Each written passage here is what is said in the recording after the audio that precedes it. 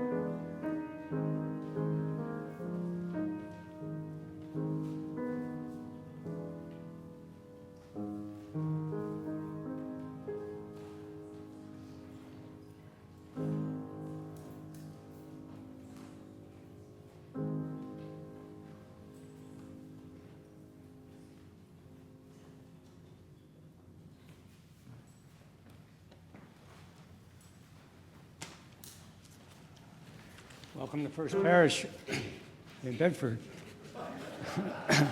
a Unitarian Universalist congregation where we come together each week as a people with diverse beliefs and a shared commitment to bring more peace, more love, more justice, and more joy into the world. Whoever you are, whomever you love, whether you worship one God, many gods, or no God, you're welcome here. I want to say a special welcome to all of our visitors this morning, both in the sanctuary and on Zoom. Here in the sanctuary, you're invited to fill out a blue connection card, which you'll find at the end of the aisle. You can give it to one of the ushers during the collection, and we'll put you on our mailing list. On Zoom, we'll put a link in the chat, and you can fill out a virtual blue connection card. Parents and caregivers of little ones, there's a nursery available downstairs for your convenience. However, little ones are always welcome here in the sanctuary. After the service, everyone's welcome to join us for coffee, tea, and conversation, fellowship in the common room. Visitors, if you see someone with a big red mug, that person is from the membership team, and they'll be glad to answer any questions you have about the church. I have a lot of announcements. Today is the last regular Sunday service of the church year before we head into our summer schedule. During the summer months, Sunday services are still held every Sunday at 10 a.m., but the location will rotate among our participating Summer Worship Consortium congregations. These are Bedford, Lexington, Fallon, Concord, Lincoln, Carlisle, and Waltham. These services will also be available on streaming. To learn more, check out our own website, uubedford.org, or the websites of the participating congregations. The first summer consortium service will be at First Parish in Concord next Sunday, and we will be streaming the UUA General Assembly Sunday service. That particular service starts streaming at 11 a.m., and we gather for coffee and fellowship in Concord at 10 a.m. Again, see the website for details. During the summer, the office will be open Monday through Friday from 10 a.m. to 2 p.m. There will be a special Juneteenth service here at First Parish, Saturday, June 20th, the exact time to be announced. Saturday, June 20th is also the annual jazz concert in the Common Room at 7 p.m. Do not miss it. Now let's talk about today. After the service, there will be bagels in the Common Room. The annual meeting begins at 12 p.m. in the sanctuary. All are welcome, but especially if you are a member, please plan to attend and vote on important church matters like passing the budget. From 12:30 to 2, there will be a No Kings rally on the Common along Great Road led by our public witness team. Then from 2 to 4, there will be the annual Pride celebration on the Common. First Parish will have a table, so come check us out, do a fun craft, and receive a glitter blessing. And that is it for announcements. Every Sunday, we light our chalice, the symbol of Unitarian Universalism. Our chalice lighting words this Sunday are by Annie Dillard. We're here to abet creation and to witness to it, to notice each other's beautiful face and complex nature, so that creation need not play to an empty house. In honor of the beauty within us and the beauty around us, we light our chalice today.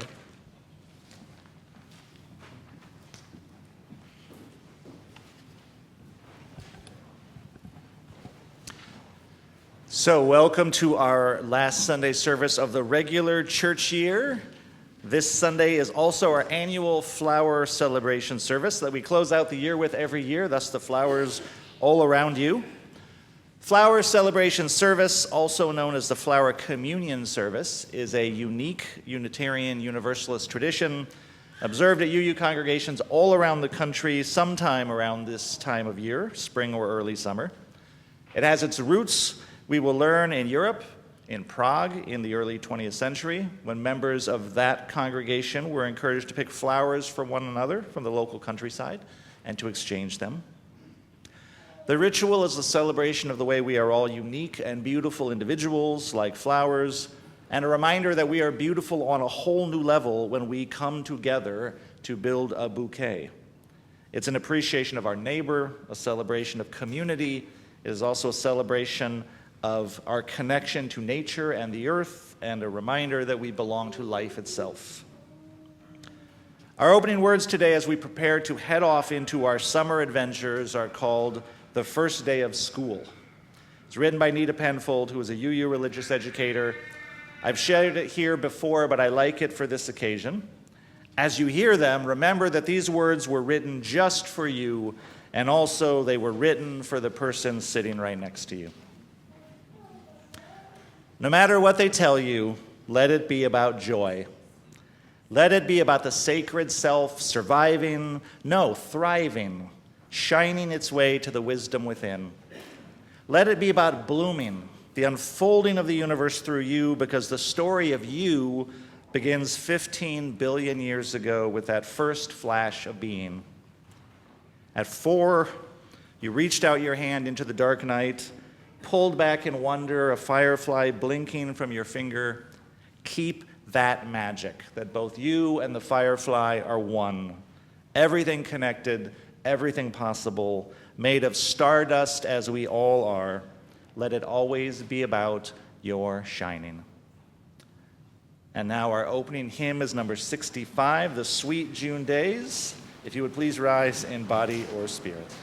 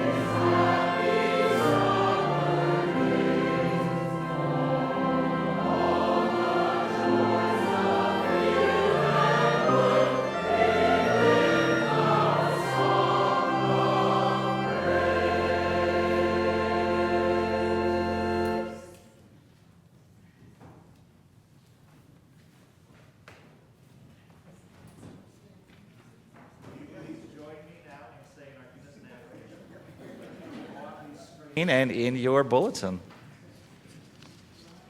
Love is the spirit of this church, and service is its law. This is our great covenant, to dwell together in peace, to speak the truth in love, and to help one another.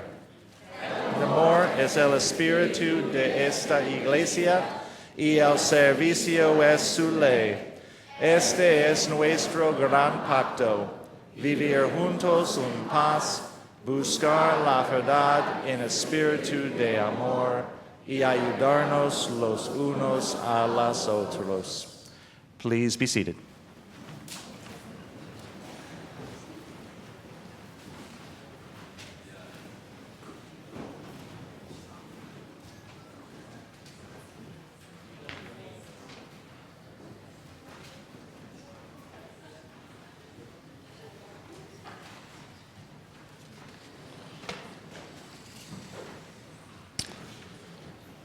I was hoping they'd stay up for me too, but oh well, yeah.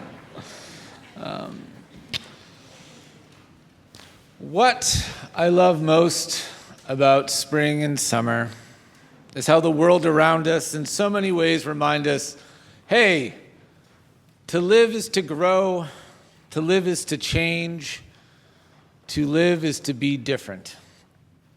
And I can't think of anything that embodies this better than flowers. Whether they're hanging from a tree branch or rooted in the ground, flowers come from a seed that came from another flower, that came from another flower, that came from another flower. And yet each bloom tells us a tale of its own. In their world, flowers aren't just petals, they're not just stems. They are participants in the circle of life. They give, they grow, they rest, and they renew, all just by being. And I believe we are like flowers. I do believe we are. Well, yes, most of us own television sets and wear shoes and drive a car. But trust me, friends, we are like flowers. Yes, I do believe we are. Well, we do have eyes and a nose, and most of us complain about the rain and often wear clothes. But we are like flowers. Yes, I do believe we are. I know sometimes we forget about Mother Earth and are not as close to her like we were at birth, but we are like flowers. I truly, truly believe we are, because we long to take root. And although it takes time, we can push through the dirt and stretch towards the sunshine and then bloom and show off our own beautiful colors, which are unique, you know. No flower is exactly like another. So yes, we are like flowers. Do you believe it's true? I hope you embrace it and discover something new while being the rare, unique, and sacred you. Thanks. There's a lot of transitions this morning. So the next song that we're going to do, the words are in your bulletin. We've done it, I think, every year since I've been here, and this completes number 21. So that means we've been doing it for quite a while. This is a song that Dean wrote. Originally, he wrote it for his marriage. No, is that not it? Then you need to go to the mic and explain, everyone. And then the words are in your bulletin, and I will cue you when to sing. Yes, this has become a tradition where Brad says it was for your wedding, and I say no, it's not. It was meant to be a toast for a friend's birthday. And don't ask me what kind of toast.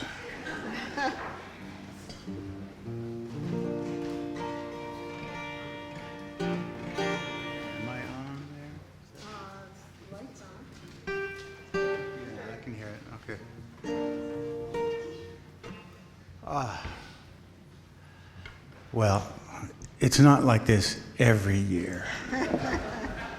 Close though. Yeah. Okay.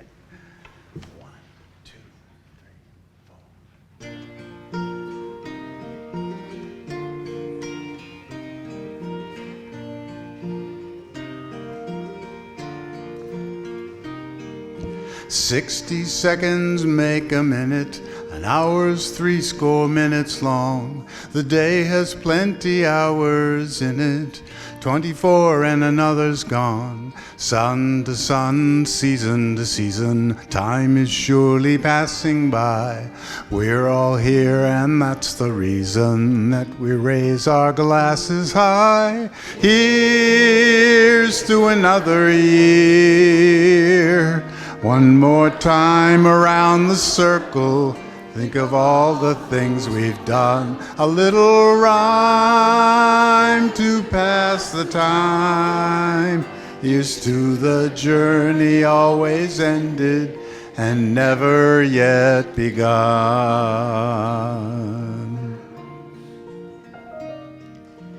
I've seen some years come and go now in my time upon this earth. I've had time to watch the show now, time to ponder what it's worth. Is this day so very special, or is it how we set our sights? May all your days and years to come be just like this one, warm and bright. Here's to another year. One more time around the circle. Think of all the things we've done. A little rhyme to pass the time. Here's to the journey always ended and never yet begun. Here's to another year. One more time around the circle. Think of all the things we've done. A little rhyme just to pass the time. Here's to the journey always ended and never yet begun.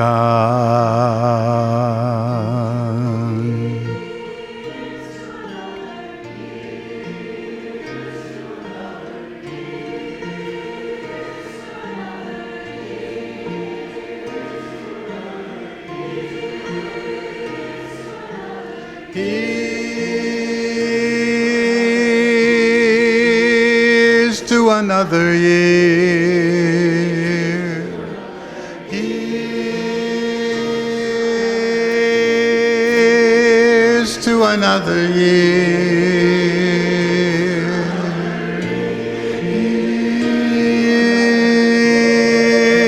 Here's to another year. Here's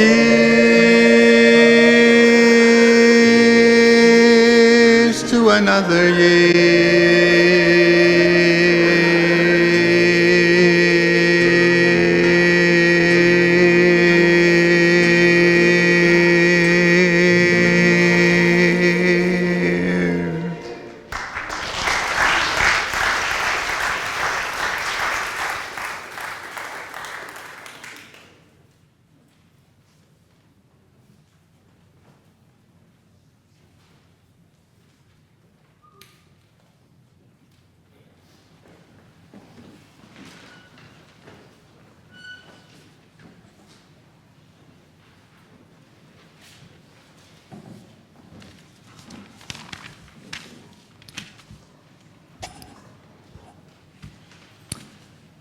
You all know that today is the final service of the church year. It's also my last service serving as a worship associate. And I wanted to say a few words about the past 2 years in that capacity. A few weeks ago, after attending the coming of age ceremony, I noticed that there were some remarks that were made by the students that really struck a chord with me. Remarks that began with the phrase, "I never thought I'd have the nerve to stand up here and speak in public." And then they went on to speak flawlessly. A couple years ago, after my first service as a worship associate, I remember thinking the same thing. I never thought I'd have the nerve to stand up here and speak in public. And that's what I want to talk about, my fear of public speaking. The technical name is glossophobia. And it's one of the 3 most common phobias, the other 2 being acrophobia, a fear of heights, and something called ophidiophobia, which is a fear of snakes. And I have to admit, I have all three. So what does the fear look like? Well, Brad or Jamie or Annie will ring the bell to start the service, and that sound is like a trigger. My heart rate accelerates, and I start to think, what if I trip going up the steps? What if I start to sneeze or cough uncontrollably? What if I put too much oil in the chalice and Jamie burns the place down? Sounds crazy, doesn't it? But in that moment, it couldn't be more real, more threatening. Phobias can be paralyzing. So what changed? What happened? Why can I more easily speak to you this morning? Well, part of it is the support that I get from Janie, Annie, and the other worship associates. But most of it is all of you. You have given me the space to grow into this role. If I wanted to describe getting sick on a volunteer mission in Jamaica, waiting for hours in an emergency room in a third world country, I notice on your faces the look of concern. If I wanted to be vulnerable, talk about my childhood, you listened with compassion. And if I tried to make you laugh with me, never at me. So now, if I come up the steps and I slip, I just get up and keep on walking. If I start to sneeze, I'll bring tissue. If I start to cough, I'll bring cough drops. What I really want is for you to know that as a congregation, you have immense power to cultivate change and healing. And for that, thank you.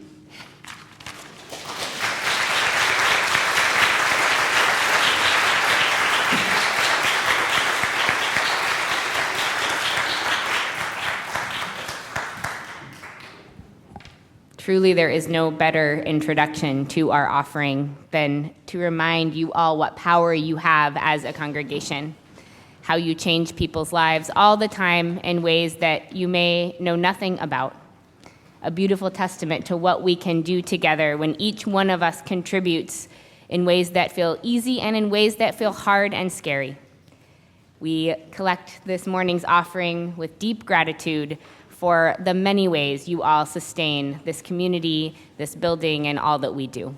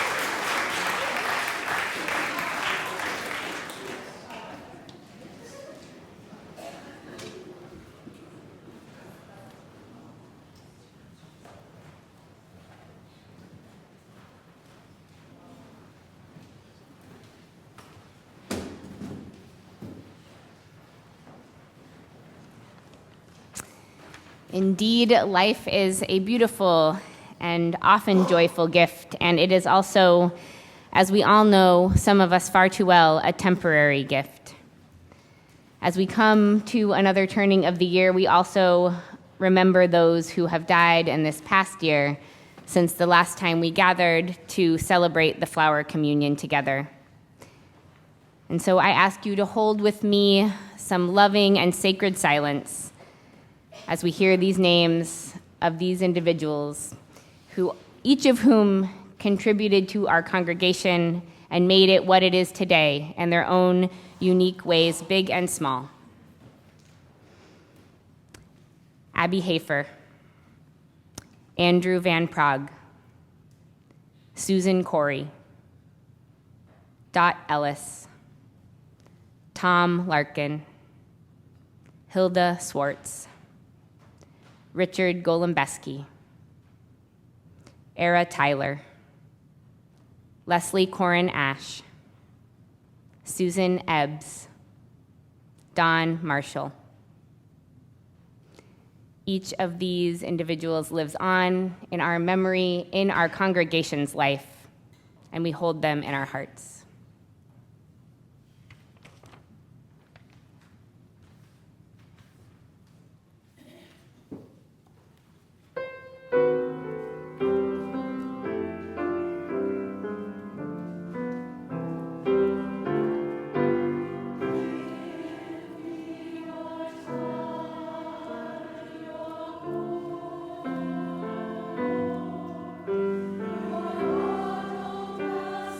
Your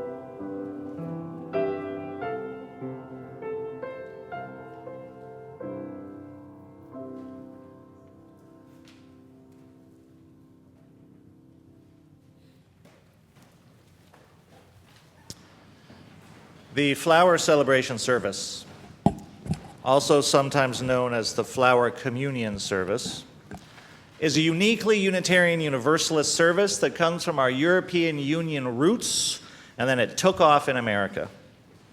The flower celebration began in Czechoslovakia.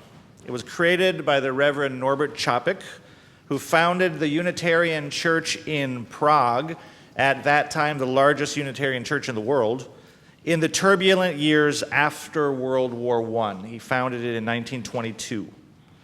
And these were challenging times, and the people of his congregation were feeling the tension and the conflict and the uncertainty of a world that felt very destabilized, very conflicted, a world in which the forces of totalitarianism were beginning to make their weight felt in the culture.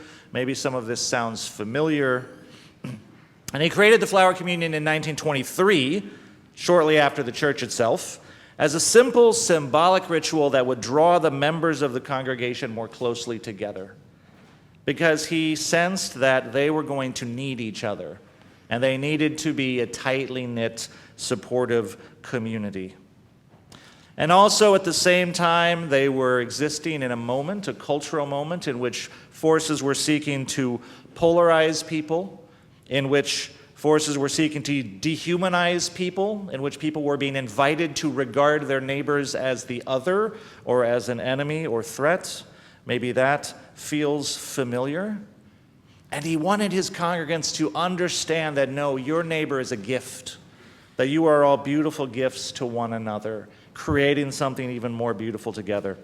So we wanted some symbolic ritual that would communicate all of this, and he thought, what is more natural than stopping in the countryside to admire a flower? What is more beautiful than the human act of exchanging flowers? The flowers symbolize people's connection to nature, to their own community. It symbolizes our connection to the forces of life itself. And the flowers symbolized each person's individual beauty, their unique contributions that they have to make, and then the way that when they come together, they build something even more beautiful still, a beautiful bouquet. And so in the flower celebration, Čapek asked each congregant to just bring a flower with them to church, either from their own garden or picked wild. The flowers were gathered together, representing the richness of the community. And then at the end of the service, the flowers would be exchanged, and each congregant would take home a different flower than the one they arrived with, remembering how we are all a gift to one another. Flower celebration became a beloved yearly tradition in Čapek's church. It was brought to the United States in 1940 and introduced members of a UU church in Cambridge, Massachusetts, by Dr. Čapek's wife, Maya. From there, it spread throughout that denomination, or that congregation, and then through our denomination, as ideas tend to sort of organically spread from church to church within Unitarian Universalism. Now, Norbert Čapek was invited to join his wife in America in 1940, but he refused. He stayed behind to do what he could to protect his fellow countrymen and to resist Nazism. His country had been invaded the year before in 1939. The Unitarian Church had been identified as one threat among many, so everyone was in significant danger. So the flower communion came to America at a time of intense struggle and resistance against the forces of fascism. Unitarianism as a whole played its own role in the story of that resistance, which we have told in other times and other places. But Dr. Čapek himself was a heroic member of the resistance in Prague. He ultimately was arrested, and he gave his life in defense of liberty and humanity. From the historical archives, we have an article in 1942 published in a magazine called The Christian Register, which at the time was the leading magazine of Unitarianism. And it talks about the origin of this new ritual, which was becoming popular in Unitarian congregations. And after describing the flower communion, the article says, quote, "Some bring flowers in the memory of their beloved dead or of experiences cherished as the most sacred of their lives. This year, 1942, some brought flowers for men now far away, serving in the armed services." And then the article goes on to say, some members brought flowers for Dr. Čapek, now no longer ministering to his people in Prague, but somewhere in Nazi hands, a symbol of that countless multitude of patient prisoners of undying hope and faith." End quote. In 1941, Chapek and his daughter were arrested for working against the Nazis. While he was in prison, he used his remaining time to lift the spirits and bolster the courage of all of the prisoners around him. He was facing his own death, and it is said he did so with equanimity and courage. They held the flower celebration inside the prison camp. He encouraged everyone about him. Many prisoners would later pay tribute to his heroism and his courage in this environment. His chief biographer wrote of him, "His was a sun-drenched faith. His was a sun-drenched faith." His optimism was founded on his belief that every person is an embodiment of God, and in every one of us, God struggles for higher expression. Those were his own words. Today we would say every person is an embodiment of love, of the spirit of life, of the magic and mystery of the universe itself, or of God, if that is your language. His heroism is something we honor and remember with this service today. The message that love sometimes calls us to courage and sacrifice is timeless. It was true in his time. It is true in ours. And it is also a reminder that we matter. We matter. In the sharing of flowers, the flower communion is a reminder of the beauty and uniqueness of each of us. That spark of something sacred that Chapek pointed to is alive in each of us. I think it is especially important to hear that message today during Pride Month, with Bedford Pride being about to be celebrated in just a few hours. There is something unique and irreplaceable and beautiful in each and all of us. We are gifts to life itself, and we are gifts for one another, and we are all needed to make up this beautiful bouquet. And so today we invited you all to bring flowers to church. And as we entered the sanctuary today, you put those flowers in vases and commingled them all together, sharing how we form this beautiful community of First Parish Sunday after Sunday.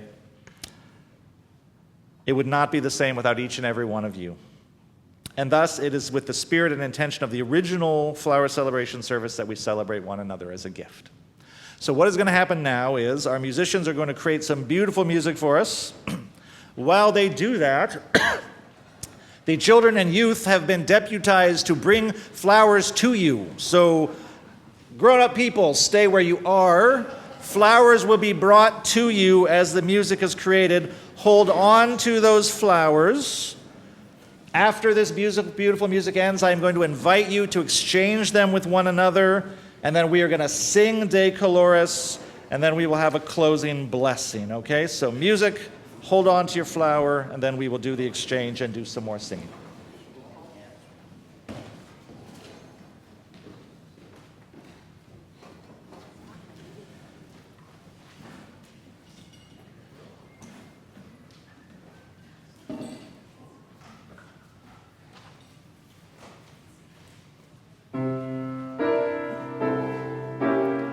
Next time you're found with your chin on the ground, there's a lot to be learned, so look around. When troubles call and your back's to the wall, there's a lot to be learned. That wall could fall. Just what makes that little old ant think he'll move that rubber tree plant? Anyone knows an ant can't move a rubber tree plant, but he's got high hopes. He's got high hopes. He's got high apple pie in the sky hopes. So anytime you're getting low, instead of letting go, just remember that ant. Whoops, there goes another rubber tree plant. Whoops, there goes another rubber tree plant. Whoops, there goes another rubber tree plant. Once there was a silly old ram, thought he'd punch a hole in a dam. no one could make that ram scram. He kept butting that dam 'cause he had high hopes. He had high hopes. He had high apple pie in the sky. Hope so anytime you're feeling bad, instead of feeling sad, just remember that ram.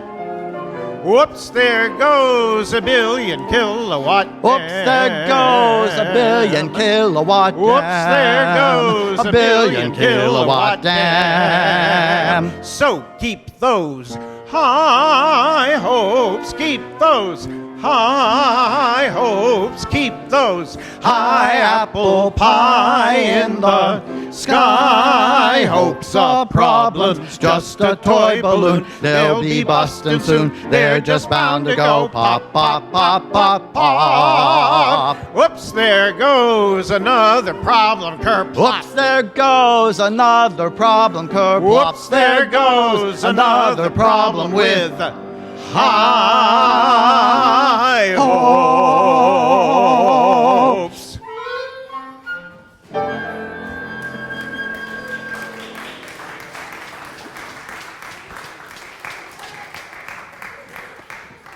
Can we get some flowers for the musicians here up on the stage?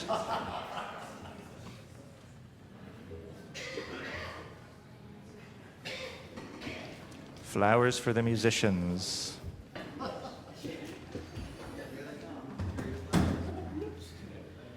All right, did everyone get a flower? All right. Now the fun part. Please rise as you are able and turn and greet your neighbor and do some exchanging of the flowers. You are a gift to one another.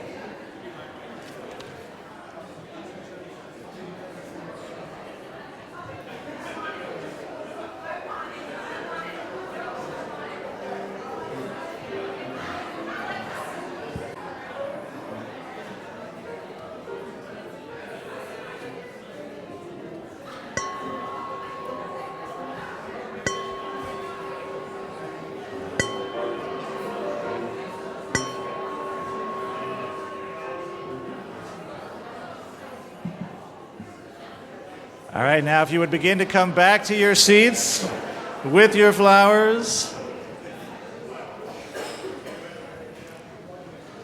Our hymn to close out the flower celebration is De Coloris. We're going to sing the first two verses and then the Spanish verse. The lyrics are in your gray hymnal and on the screen. Please rise in body or spirit for De Coloris.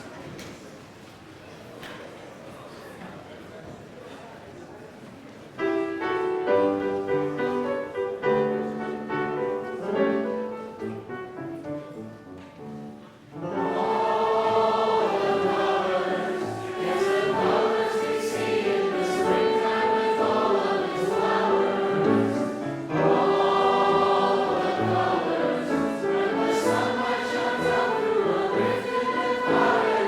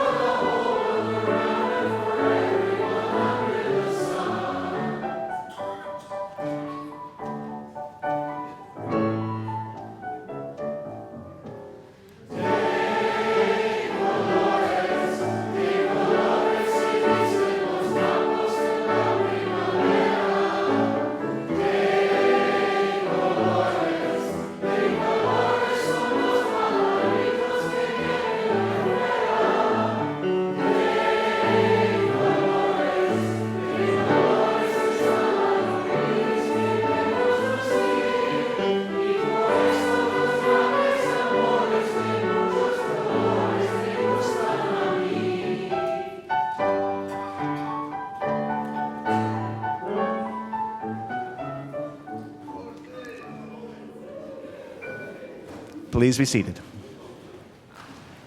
I'm holding up their flowers and making a good photo.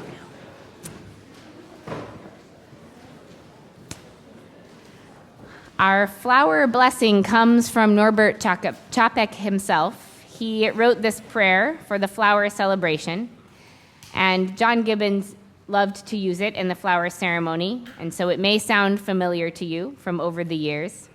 But the language is a bit old-fashioned, and so we're going to take turns reading that prayer, but with an interpretation in more contemporary language. In the name of the providence, which implants in the heart of the seed the future of the flowers, and which implants in our hearts that unrest, which will not be quenched till people live lovingly with each other, we bless these flowers. Which is to say, we bless these flowers in the name of that creative power that moves all living things towards flourishing. That same love which keeps our hearts troubled so that we strive toward building a more loving and inclusive community.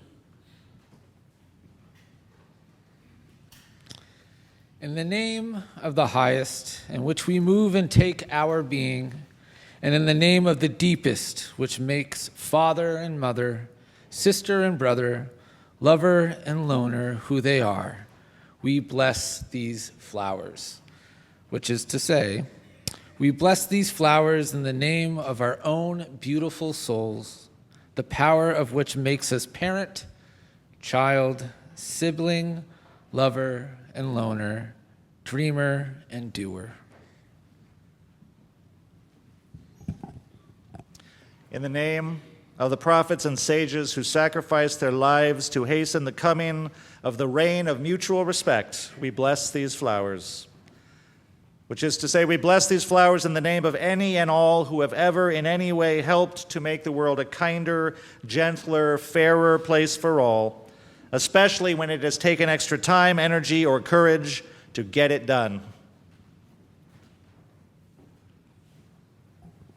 Let us renew our resolution sincerely to be brothers and sisters regardless of the barriers which estrange. Which is to say, we double down on our efforts to live as siblings, though we know there are many challenges to overcome, to live lovingly with all.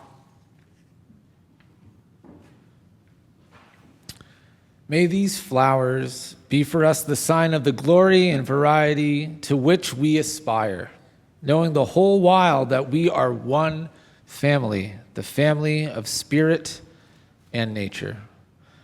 Which is to say, let these blooms remind us that the glory of creation, the infinite diversity of all the peoples, and the knowledge that we are one human family entwined with nature and spirit. In this holy resolve, may we be strengthened by the spirit of love, that we ourselves may bloom in splendor of a joyful life, and endeavor to be ever more perfect in our days. Which is to say, we are sure that this is how we want to live, respecting and protecting the worth and dignity of all. May love and our commitment to living lovingly strengthen us, transform us, bring us joy, and make us whole. Blessed be, and amen. And now, every year we close this service with the hymn Life Calls Us On by Jason Shelton. The lyrics are in a handout in your bulletin and on the screen.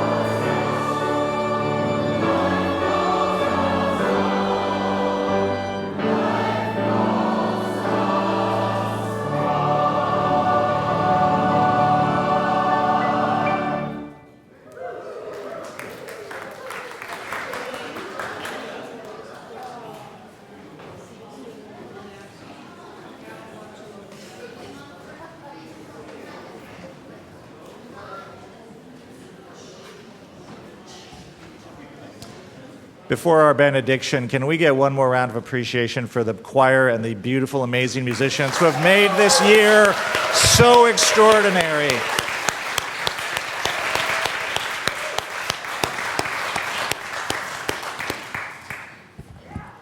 Our benediction for this church year as we extinguish our chalice one last time and head off into the summer is a slight adaptation of the traditional Irish blessing. May the road rise to meet you. May the wind be always at your back. May the sun shine warm upon your face.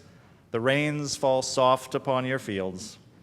And until we meet again, may love hold you and connect you to your own irreplaceable beauty, to the beauty of your neighbors, and to the glory of life itself. Blessed be and amen. Go in peace.